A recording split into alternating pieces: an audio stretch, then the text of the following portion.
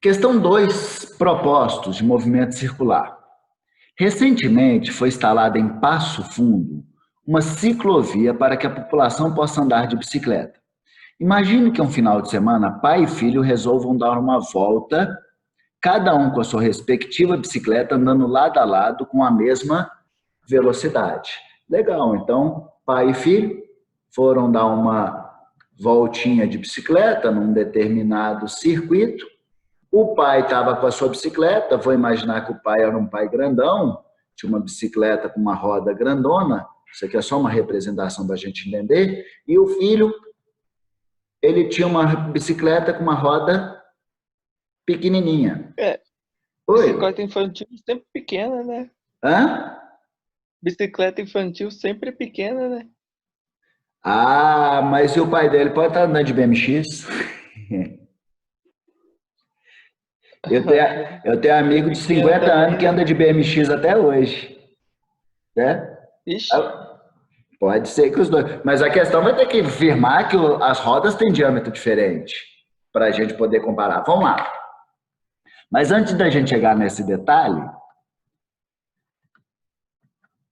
imagine então que eu tenho esses dois carinhas, essas duas bicicletas, pai e filho, e o que a questão disse? Que eles andam lado a lado o tempo todo, dando essa volta.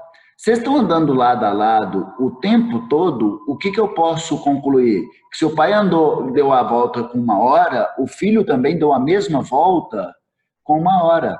Então, se a gente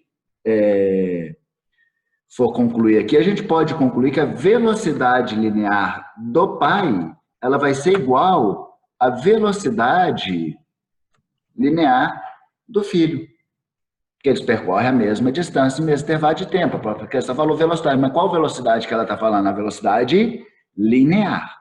Então a questão está falando da velocidade linear. Legal.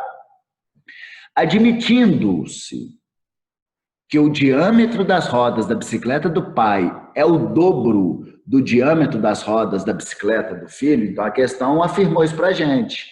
Legal. Então o que eu posso afirmar?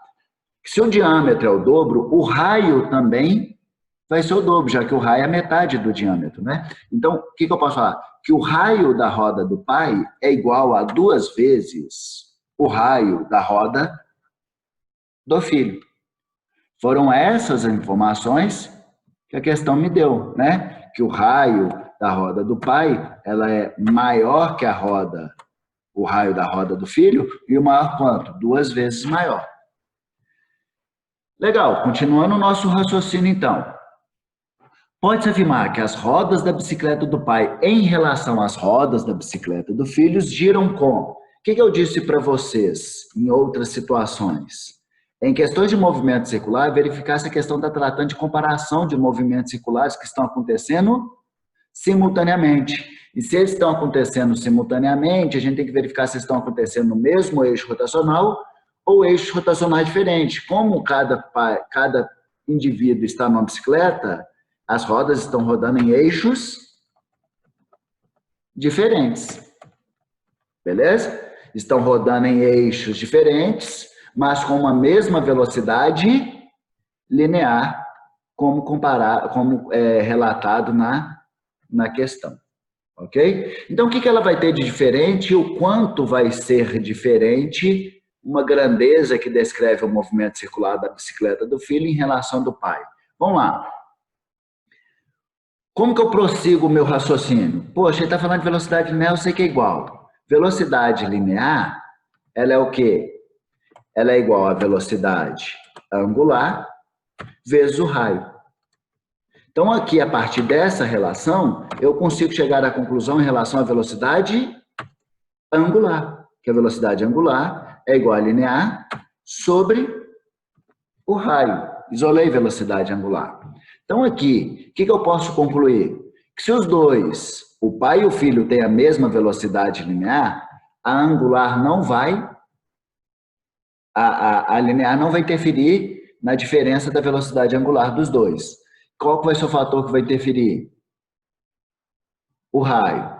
Qual é a relação do raio, de proporcionalidade entre o raio e a velocidade angular? Elas são inversamente proporcionais. Então, aquele que tiver menor raio vai ter maior velocidade angular. Então, pergunto para vocês agora, quem vai ter a maior velocidade angular? O pai ou o filho? Se a gente for parar para pensar, o que tem maior raio é o pai. Então, a velocidade angular do pai vai ser menor que a velocidade angular do filho.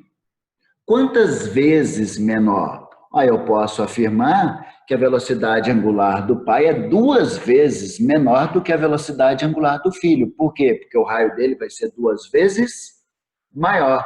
E a relação é inversamente proporcional. Então, em relação à velocidade angular, o que eu posso afirmar? Que a velocidade angular do pai, ela é igual a metade da velocidade angular do filho.